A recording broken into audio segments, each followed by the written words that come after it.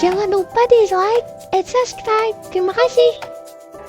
Bismillah. Hai teman-teman semua. Perkenalkan, nama saya Konita Atkia dengan NIM 16014220003. Di sini saya akan menganalisis mengenai film Tare Zamenpar. Yuk kita bahas bersama-sama ya. Oke, yang pertama mengenai sinopsis dalam film Tare Zamenpar. Nah, di sini tuh mengisahkan seorang anak yang bernama Ihsan Awasti. Nah, Ihsan ini adalah seorang siswa kelas 3 sekolah dasar yang mengalami kesulitan belajar, di mana ia tidak dapat melihat huruf dan angka dengan benar. Dalam penglihatannya, huruf dan angka tersebut seperti sedang menari-nari, sehingga Ihsan tidak dapat membaca dan menulis dengan benar. Di setiap pelajaran pun ia merasa kesulitan dan terus-menerus gagal karena mendapatkan nilai yang rendah. Juga membuat guru-guru Ihsan mencap dia sebagai anak yang bodoh, nakal, dan pemalas. Selanjutnya kita akan menganalisis terkait masalah perkembangan bahasa pada tokoh Ihsan Awasti. Seperti yang kita ketahui, dalam penglihatan Ihsan, huruf dan angka tersebut seperti sedang menari-nari, sehingga Ihsan tidak dapat membaca dan menulis dengan benar. Nah, dalam hal tersebut, Ihsan itu mengalami yang namanya gangguan bahasa yang disebut disleksia. Apa sih disleksia? Nah, disleksia adalah kondisi di mana seseorang mengalami kesulitan belajar yang menyebabkan masalah pada proses menulis, mengeja, berbicara, dan juga membaca. Nah, ciri-cirinya apa saja? Ciri-cirinya yang pertama kesulitan dalam mengeja, kemudian sulit membedakan huruf, kesulitan mengingat arah, kesulitan dalam memahami konsep waktu, masalah dalam mengingat urutan, dan kesulitan dalam mengikuti instruksi lisan, juga masalah konsentrasi dan kesulitan dalam berkomunikasi baik lisan maupun tertulis. Nah, contoh adegan yang menunjukkan tokoh Ihsan mengalami kesulitan dalam perkembangan bahasa. Yang pertama itu ketika ia menunjukkan respon berupa kebingungan dan menoleh ke arah teman-temannya karena dia tidak memahami apa yang dikatakan oleh gurunya. Dalam hal tersebut, Ihsan tuh bukan berarti tidak mendengarkan perkataan gurunya, tetapi ia tidak bisa menguraikan apa yang dimaksud gurunya secara jelas. Kemudian yang kedua, ketika ia sedang belajar bersama ibunya, Ihsan mencampur huruf yang mirip pada tulisan dan mengganti pengucapan yang mirip pada tulisan sesuai dengan perspektif dirinya. Kemudian adegan yang ketiga, pada saat Ihsan mengalami kesulitan dalam menghitung soal tes matematika. Dia menggunakan imajinasinya untuk menyelesaikan soal matematika, tetapi ia hanya berhasil menyelesaikan satu soal dan hasilnya pun kurang tepat. Selanjutnya, analisis perkembangan kognitif. Nah, Ihsan ini mengalami kesulitan dalam mengenal huruf, sulit membedakan huruf yang sama, dan juga sering salah menuliskan huruf-huruf tersebut. Selanjutnya, mengenai analisis perkembangan secara psikososial dari tokoh Ihsan. Nah, dapat dilihat dalam hal sebagai berikut. Yang pertama, keterasingan dan kesulitan akademis. Dalam hal ini, awalnya Ihsan terlihat terisolasi dengan teman-temannya di sekolah, dan ia sering mengalami kesulitan dalam pembelajaran akademis. Kegagalannya dalam memahami pelajaran dan tekanan dari orang tuanya menyebabkan rasa frustasi dan rendah diri. Kemudian yang penerimaan dan dukungan, Ihsan bertemu dengan guru seninya, yaitu Pak Nikum. Dia menemukan seseorang yang memahami dan mendukungnya.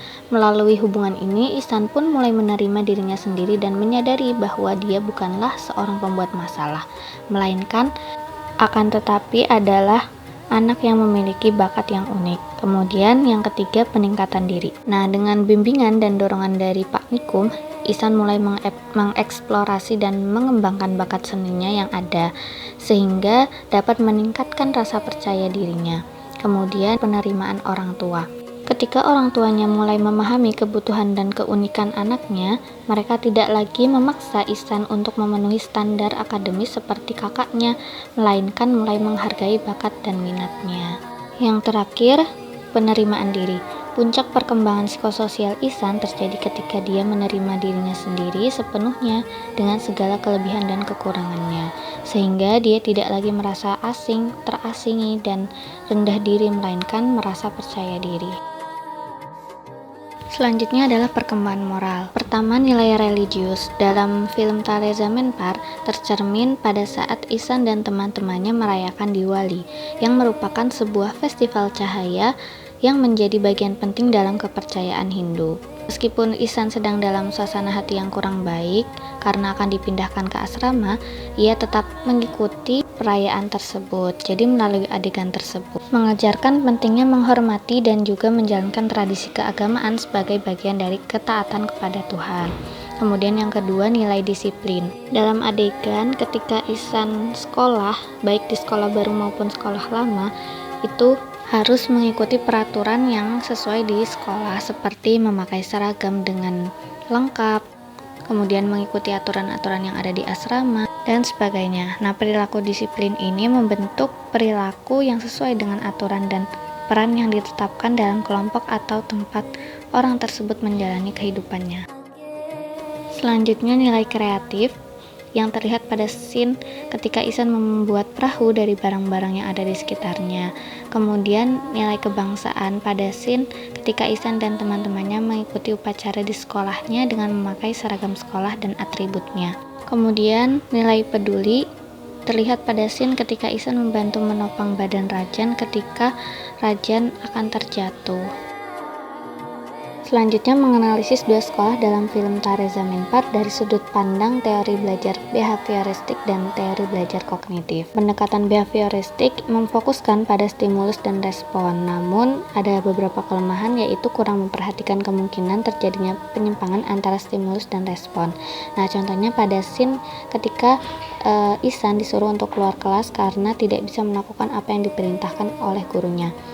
Kemudian berisi reward and punishment yang ditunjukkan pada scene saat mata pelajaran bahasa di mana guru memuji murid yang bernama Minu karena dianggap mampu mengartikan sebuah puisi sesuai dengan keinginan sang guru.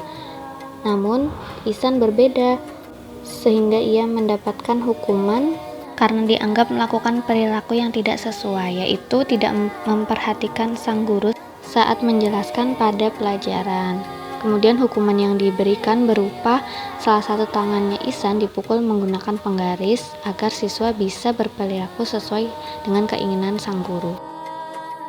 Selanjutnya, analisis mengenai teori belajar kognitif. Nah, kehadiran Ramnikum, seorang guru seni yang memahami disleksia, menjadi titik balik bagi Ihsan, di mana Ramnikum menggunakan pendekatan yang berpusat pada murid dan menekankan pada pengembangan potensi dan bakat Ihsan. Dia menciptakan lingkungan belajar yang aman dan suportif serta menggunakan metode pelajaran yang kreatif dan sesuai dengan kebutuhan Ihsan.